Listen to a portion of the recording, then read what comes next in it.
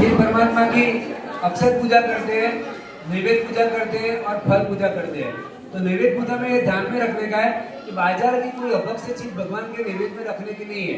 Chocolate, मिठाई, peppermint, कोई लोग चॉकलेट भी रख देते हैं, मेलोडी, इकलट, ऐसे भगवान के सामने रखना नहीं चाहिए। शुगर की बात है वो भी रखने का नहीं।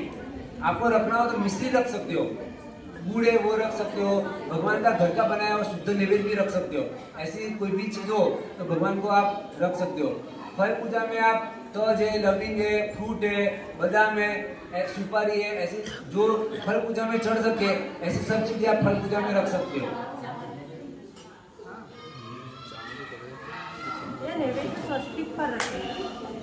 नैवेद्य स्वस्तिक के ऊपर रखने का है। जो साथिया है ना स्वस्तिक, वो क्या है? 4 गति का सूचक है। देव गति, मनुष्य गति, तिरंग गति और नरक गति। ये 4 गति का निवारण करके हम पंचम गति में मोक्ष में जाए। बीच में जो 3 ढगलियां है तो वो किसकी ढगलियां है? दर्शन, ज्ञान और चारित्र। ये रत्नत्रय की आराधना करके मैं सिद्ध शिला को मैं प्राप्त करूं। सिद्ध शिला के ऊपर जो सिद्ध भगवान है, ऐसे लोक के अग्र भाग के ऊपर सिद्ध भगवान है, वैसी जगह को मैं प्राप्त करूं। तो ऐसी भावना के साथ हमें ये अक्षर पूजा, नैवेद्य पूजा, फल पूजा करनी है। तो सिद्ध शिला है ना, जो अर्धचंद्राकार है, तो वो क्या है? 45 लाख योजन की सिद्ध शिला है। तो उसके ऊपर जो ऊपर लाइन करते हैं ना, वो सिद्ध भगवान है। जो सिद्ध शिला है ना, उसके अंदर सिद्ध भगवान नहीं है। सिद्ध भगवान कहाँ पर है? सिद्ध शिला और उसके बीच में एक योजन का 23 भाग कर दो। उसके बाद परमात्मा की, सिद्ध परमात्मा की अवगाहना शुरू होती है। वहां से ले जाके परमात्मा, सिद्ध परमात्मा की अवगाहना शुरू होती है। तो वहां के लोक के अग्रभाग के ऊपर सिद्ध भगवान रहे हुए होते हैं। और लोक और अलोक के बीच में जो धर्मास्तिका का नाम का तत्व अलोक में नहीं है। तो जो लोक का जो अग्रभाग है ना, जो लास्ट अंतिम जो स्पर्श आकाश प्रदेश, जो चित्र प्रदेश कहते हैं, उस चित्र के प्रदेश में सभी सिद्ध भगवान के मस्तिष्क रहते हैं। जैसे कोई गुब्बारा हो, सभी गुब्बारे को छोड़ दिया जाए तो किसी की लंबी दूरी हो, किसी की छोटी दूरी हो, तो सबके मस्तिष्क कैसे होंगे? सिलिंग के ऊपर सबके एक ही होंगे। दूरी सब किसी की लंबी होगी, किसी की छोटी होगी। तो समझो कि कोई भगवान जिन मुद्रा में कौशल करके 14 गुणस्थान पार करके सिद्ध बने, तो उनकी अवधारणा कैसी होगी? लंबी होगी। कोई बैठे बैठे गए तो उनकी अवधारणा कैसी होगी? छोटी होगी। पर मस्तिष्क से सबकी अवधारणा कैसी होगी? एक समान होगी।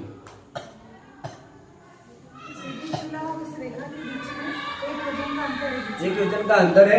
उसकी 23 भाग जाने देने के मतलब 1/24 करने का, 1/24 23 भाग जाने के बाद परमात्मा का नीचे का भाग की अवगाहना शुरू होती है। आत्मा की जो अवगाहना होती है ना, जो आकृति, वो आकृति वैसे आत्मा तो अशरीरी है, तो उसकी जो सर्वज्ञ भगवान देख सकते हैं, केवलज्ञानी भगवान, इनका आत्मा पद इतना है। तो वो जो अवगाहना होती है वो वहां से शुरू होती है।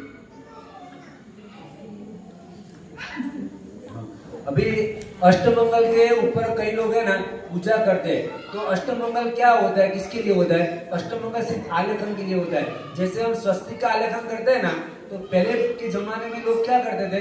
भाई और बहनों सब जो मीन युगल है, कुंभ है, ऐसे परमात्मा के सामने ऐसी गौलियां बनाते थे अष्टमंगल की। और धीरे धीरे क्या हुआ कि ऐसे पाटले आ गए कि जैसे छिद्र वाले पाटले आते हैं, आप अक्सर डालो ना तो वैसे आकृति नीचे पूरी की पूरी बन जाती है। तो वैसे पाटले आए, उसके बाद वो भी निकल गए। तो फिर उसके बाद अष्टमंगल की पाटली आ गई। तो अष्टमंगल की पाटली जैसे हम धूप दीपक का भगवान के सामने आलेखन करते हैं, वैसे आलेखन करने का है। अष्टमंगल के ऊपर पूजा करने की विधि शास्त्र में है नहीं, ये हमें ध्यान में रखना है। ठीक है।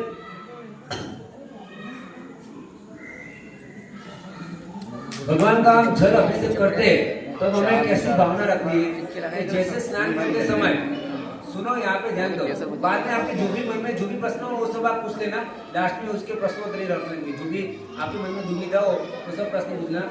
जैसे स्नान करते समय हमारे शरीर का मल दूर होता है, कर्म, वैसे ही परमात्मा की अभिषेक पूजा करने से हमारे आत्मा के ऊपर जो भी कर्म हमने संचित किए वो कर्म मल क्या होता है?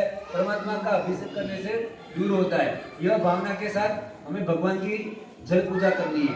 चंदन पूजा करने से हमारे आत्मा के अंदर विषय और कसाय की ठान के ऐसे कसाय भरे हुए कि वो समझो कि उसका उदय में आया ना तो हमारा मोक्ष कितना भी दूर हो जाए, और फिर भी कर्मक से की एक प्रोसेस हमारे जिन शासन में है, तो ये कर्मक से की प्रोसेस है कि परमात्मा की जब हम विनयपन पूजा करें तो परमात्मा को प्रार्थना करनी है कि जैसे आप शीतल हो वैसे भी हमारे कसायों की जो गर्मी है वो सब शांत हो जाए, ठंडक हो जाए, ऐसी भावना के साथ परमात्मा की विनयपन पूजा करने की है।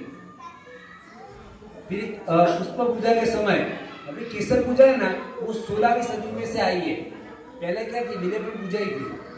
तो जितनी भी आप कथानक प्राचीन सुनोगे ना, तो जल पूजा और पुष्प पूजा का वर्णन जगह जगह पर आएगा।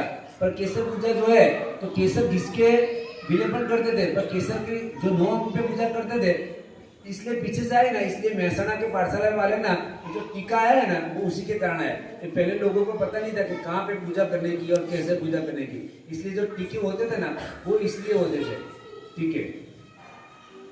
पुष्प पूजा के समय हमें कैसी भावना रखनी है कि हमारा आत्मा सुगुणों से सुवासित बने। परमात्मा के गुणों कितने हैं, अनंत गुण है, अनंत गुणों है कि जिसकी हम तुलना नहीं कर सकते। पूरा हमारा 84 लाख पूर्व का आयुष्य हो और हजारों जीव हमें मिली हो और परमात्मा का गुणों का कथन चालू करे, फिर भी परमात्मा का गुणों हम कभी भी गिन नहीं सकते, बोल नहीं सकते।